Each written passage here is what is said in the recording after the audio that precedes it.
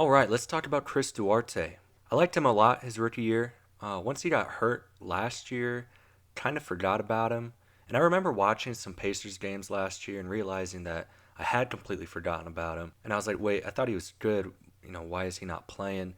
Then I was like, oh, he got hurt. And they added Buddy and Hallie, so he kind of got lost in the sauce there.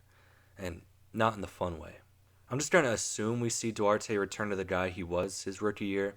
He's had time to recover from the injury now, and it looks like he'll be seeing the floor a lot this year, or at least that's what Mike Brown wants us to believe. Who knows? But regardless, I bet you he ends up being one of our key guys coming off the bench. Really hoping we see some good defensive minutes out of him. We need all the help we can get on that side of the floor, but especially on the wings. And he's a pretty versatile guy, which is exactly why we went out and got him.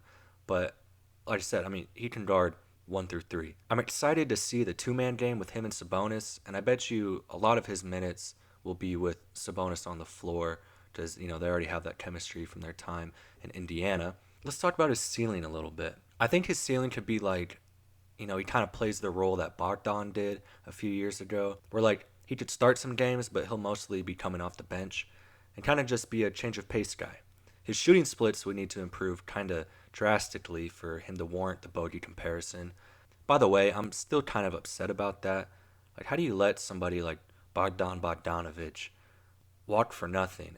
And I know he's not some superstar, but he's starting for a team who's usually in the playoffs, maybe not contenders, but point being, he's a starting leveled guy, and we just let him walk for nothing. Good thing it all worked out. I do miss him though. Anyway, I feel like that's kind of the best case, realistic scenario, in my opinion. Chris Duarte kind of playing that Bogdan Bogdanovic role. So now that we've talked a little bit about his ceiling, let's discuss his floor. And his floor is he just doesn't play. We never see him. Similar to what happened to him last year in Indy, he just gets buried at the bottom of the depth chart. Why does that? I don't know why that sounded so weird. It sounded like I was rapping there for a second.